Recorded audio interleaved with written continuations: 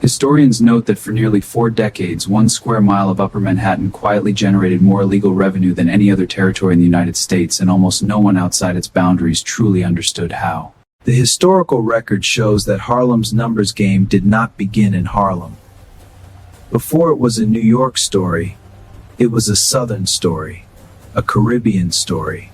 By all historical accounts, the decision that would change the course of Harlem's numbers war was made not in a boardroom, but in a Bankrolled, what the organization could not do for itself.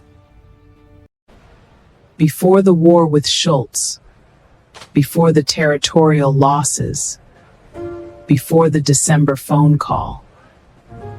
This documentary, The lottery tradition that became Harlem's numbers game, traveled northward with the Great Migration. Carried as culture and practice Black communities had developed over generations.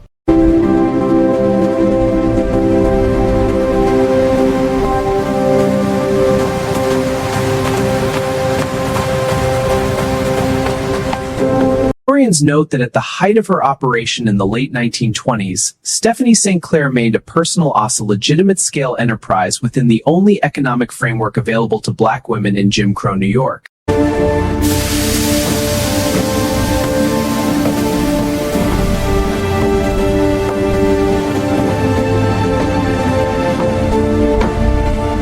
St. Clair's intelligence network was the most sophisticated civilian surveillance system of its time.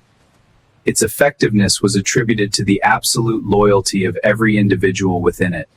It is estimated that by 1960, in excess of the same lawless injuries in the neighborhood, employing one was on the source of the Black people. Witnesses later recalled that Schultz's early reconnaissance of St. Clair's core territories produced consistent reports to the effect that her blocks were, quote, organized differently.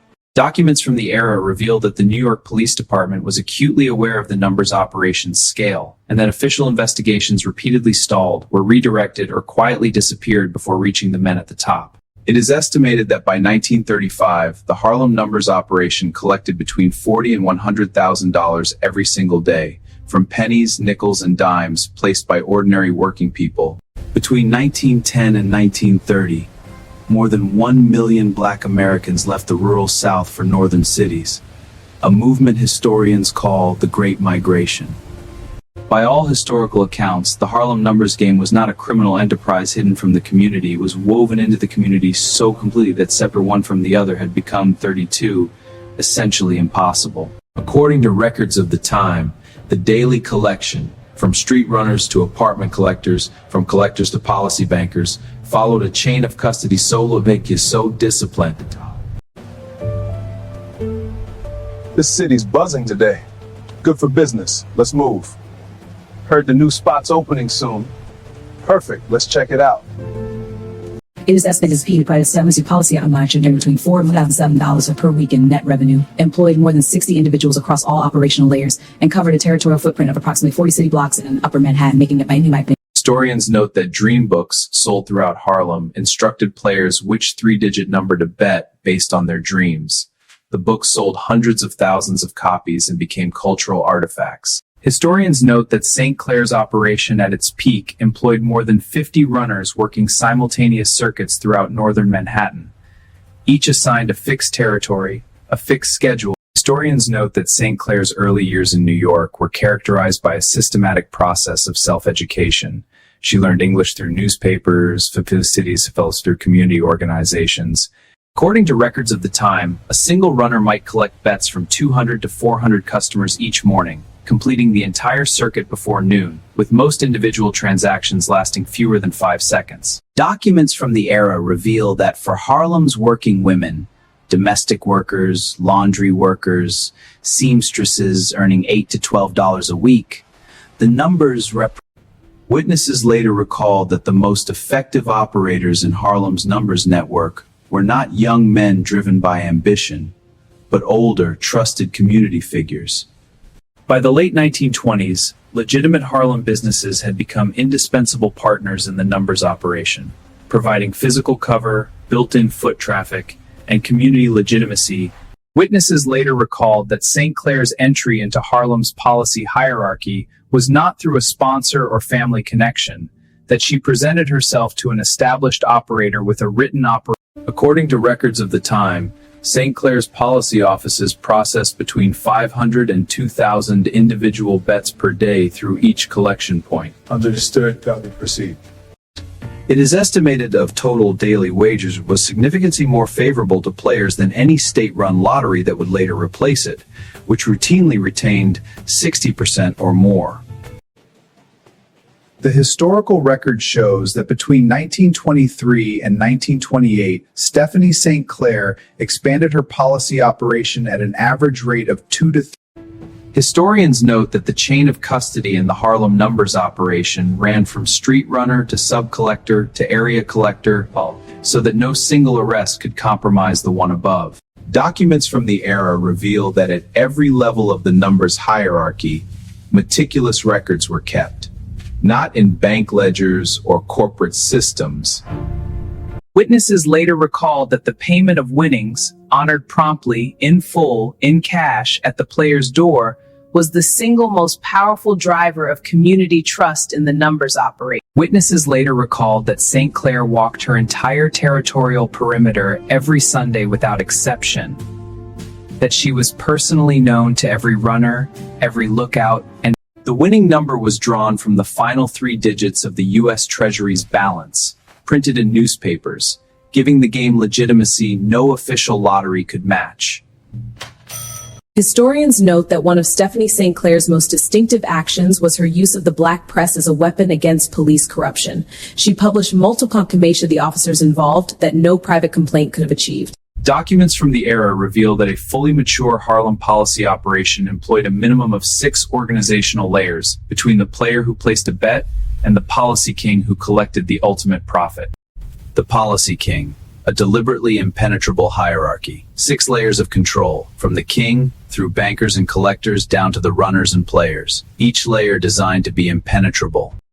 Documents from the era reveal that the person who would eventually answer that December phone call, who would become the instrument of Harlem's defense against Schultz's campaign.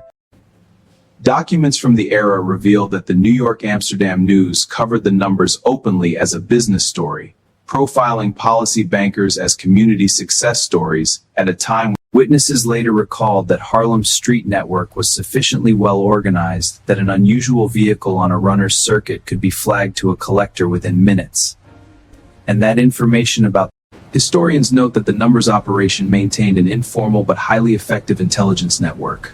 Lookouts, spotters, and street observers stationed throughout each danger up the chain in under 60 seconds.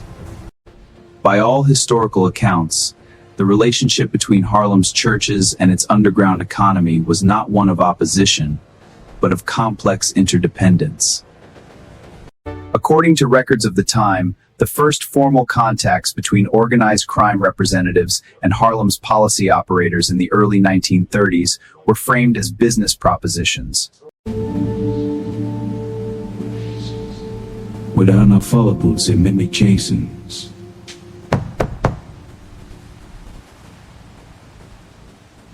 Witnesses later recalled that the notes and verbal messages that preceded Dutch Schultz's takeover attempt of Harlem's policy operations were received by every major Harlem policy banker. Witnesses later recalled that in certain Harlem neighborhoods, the passage of a specific black automobile through the streets at night carried a meaning that required no explanation. The historical record shows that corruption within the New York Police Department was not incidental to the numbers operation, it was structural. Payments flowed from policy bankers to precinct captains.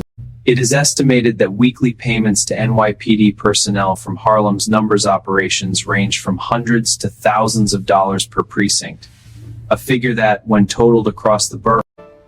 Historians note that Arthur Dutch Schultz Flegenheimer had, by 1932, established control over large sections of New York's legitimate and illegitimate economies. According to records of the time, authority within Harlem's numbers hierarchy was communicated not through violence or explicit threat, but through an understood social grammar. Presence. By all historical accounts, Stephanie St. Clair's response to Dutch Schultz's overtures was both immediate and unambiguous. She refused, publicly, loudly, and in writing. According to records of the time, public operators did not respond to the Schultz threat in back rooms of Jashwood. Meetings were held in barbershops and church basements, debated not whether to resist, but how. It is estimated that a single Harlem policy banker managed to be 500 low players 2,000. That's not what they had. That the operation would be there again tomorrow. Documents from the era reveal that the response to the Schultz threat required Harlem's policy leadership to define, perhaps for the first time explicitly, the geographic boundaries of their territory. Witnesses later recalled that the most important conversations in Harlem's numbers operation never happened in public, that the decisions affecting thousands of people, millions of dollars. The historical record shows that the financial discipline maintained within Harlem's numbers hierarchy matched and in some cases exceeded the accounting standards of legitimate businesses of the same scale.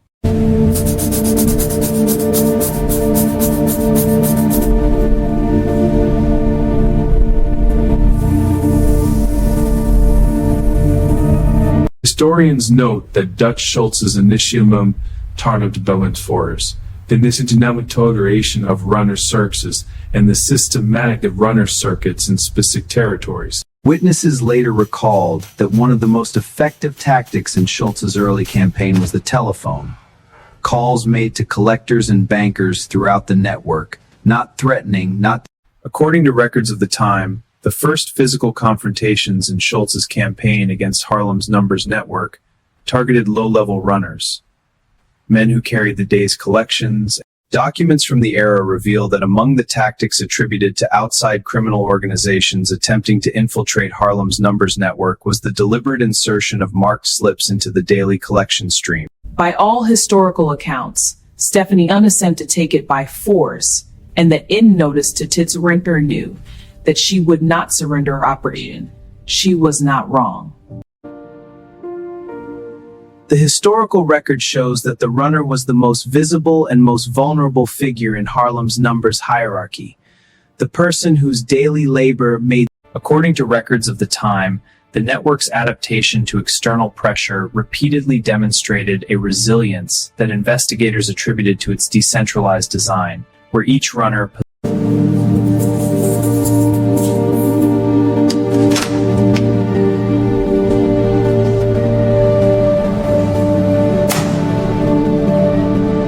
It is estimated that during the height of Schultz's pressure campaign in Drisabri, that Columbus moved the Zerrituan in every operatory and the personal courage of the men and women who ran it.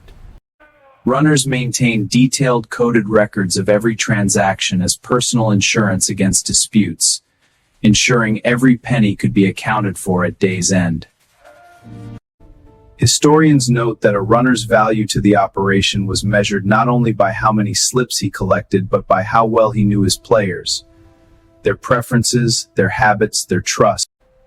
Documents from the era reveal that runners typically retained between 10 and 15% of their daily collections as commission, an amount that, at full circuit capacity, earned most to $8 per workers of the period. Collections from a defined group of runners, verifying totals and forwarding bundled daily takes upward within a fixed time window, typically before noon, ensuring the full day's collections reach the banker by mid-afternoon. The historical record shows that area collectors occupied the third layer of the hierarchy and operated from fixed residential locations that served simultaneously as accounting offices and legitimate rooming businesses. It is estimated that a mid-level area collector in Harlem's numbers operation managed between 10 and 20 runners and processed daily figures representing between $50 and $200 in total wage.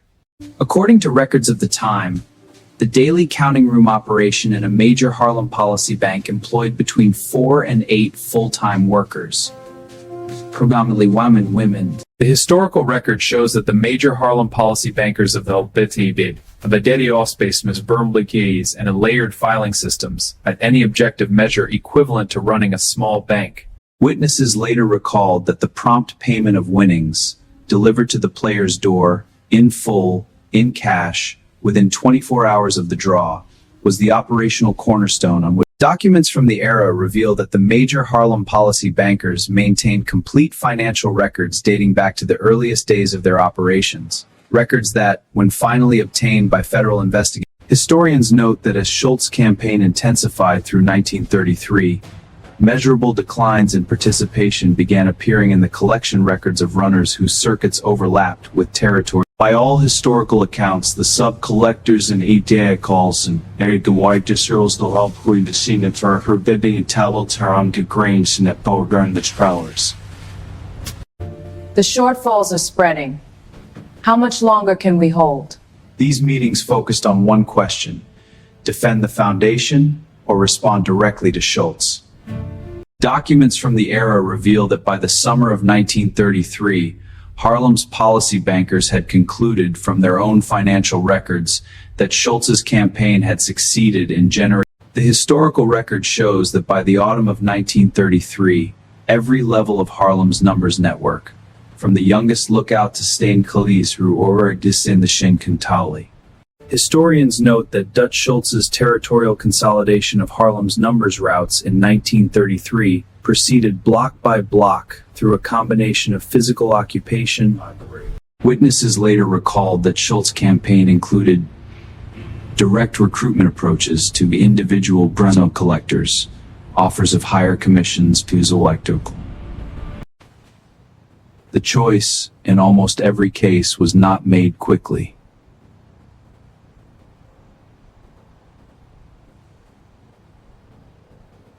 By all historical accounts, the majority of Harlem's runners chose to remain with the network, not out of obligation, but out of the particular loyalty that belongs to people who have built something together and understand what losing it means. Historians note that Stephanie St. Clair's response to Schultz's territorial campaign included direct approaches to law enforcement, not to seek protection. Witnesses later recalled that in the late autumn of 1933, Stephanie St. Clair convened what those present described as the quietest and most consequential meeting her network had ever held. According to records of the time, the territorial contest between St. Clair's network and Schultz's organization was not a single conflict, but a continuous series of contested advances and reclamations.